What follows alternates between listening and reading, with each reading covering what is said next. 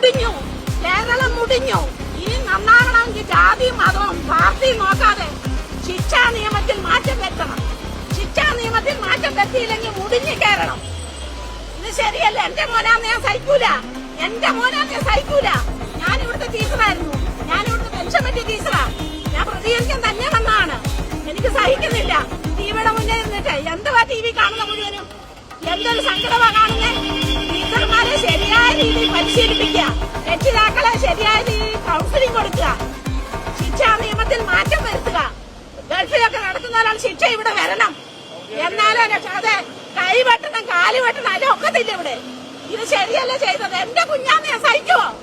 എന്റെ കുഞ്ഞാന്ന് ഞാൻ സഹിക്കുവോ? എനിക്ക് താമരശ്ശേരി പോകുമ്പോ അല്ലെ ഞാൻ പോയത് താമരശ്ശേരി. ഒരു 10ാം ക്ലാസ് പഠിക്കുന്ന കുട്ടിയെ നശിപ്പിച്ചിട്ടേ എന്ത് മര്യാദയാ കാണിച്ചിരിക്കുന്നേ?